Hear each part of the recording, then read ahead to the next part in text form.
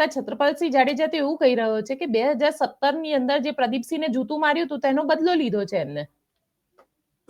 બેન, પ્રદીપસિંહને જે જૂતું માર્યું એ ઘટનાને અને આ ઘટનાને આપણે એટલા માટે થઈ અને ના સરખાવી શકીએ.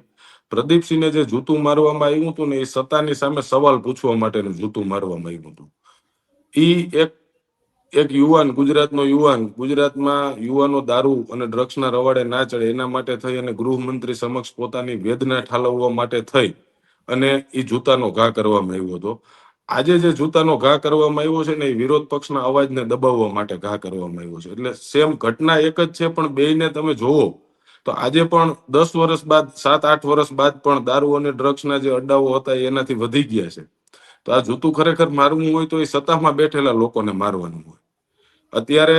અને જો આ ભાઈ જે પ્રમાણે નિવેદન આપી રહ્યા છે એને એ જ ઘટનાથી એટલી બધું લાગી આવ્યું હોય તો ત્યારબાદ અનેક વખત ગોપાલ ઇટાલિયા જામનગરમાં આવ્યા છે, અનેક જાહેર સભાઓ સંબોધી છે, અનેક મિટિંગો કરી છે.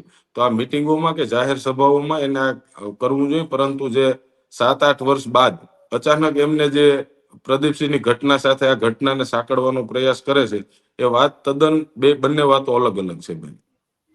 પણ હેમંતભાઈ, જે રીતે હવે આ ઘટનાક્રમ સામે આવ્યો છે, આમ આદમી પાર્ટી કારણ કે કોંગ્રેસ પર આરોપ લગાવે છે, કોંગ્રેસ આમ આદમી પાર્ટી પર આરોપ લગાવે છે, ફોટો શેર કરે છે. ભારતીય જનતા પાર્ટી, તમે લોકો એમ કહી રહ્યા છો કે ભારતીય જનતા પાર્ટી પોલીસના ઈશારે માણસને લઈને આવે છે અને પોલીસ એને કરાવડાવે છે. ગઈકાલે ગોપાલભાઈએ જે રીતે નિવેદન આપ્યું હતું, તમને લાગી રહ્યું છે કે ખરેખર ગુજરાત કઈ દિશા તરફ જઈ રહ્યું છે જો આવું ને આવું ચાલશે? ચોક્કસ બેન, 2017ની ઘટના હોય ત્યારે પણ જે જૂતું ફેંકવામાં આવ્યું હતું એ પણ નિંદનીય ઘટના હતી. અને આજે પણ જે જૂતું ફેંકવામાં આવ્યું છે, આ પ્રકારની રાજનીતિ હું છેલ્લા 10 વર્ષ થયા જાહેર જીવનમાં છું. આમ તો ઘણા સમય થયા, મારા પિતાશ્રી પણ 25 વર્ષ જાહેર જીવનમાં રહ્યા. ત્યારબાદ છેલ્લા 10 વર્ષથી 2015 થી લઈ સતત જિલ્લા પંચાયતના સદસ્ય તરીકે, માર્કેટિંગ યાર્ડના ડાયરેક્ટર તરીકે, બેંકના ડાયરેક્ટર તરીકે, ત્યારબાદ ધારાસભ્ય તરીકે આ પ્રકારની ઘટના, અથવા તો હું એમ પણ કહી શકું ક્યારેય પણ મારા વિરોધીઓ વિશે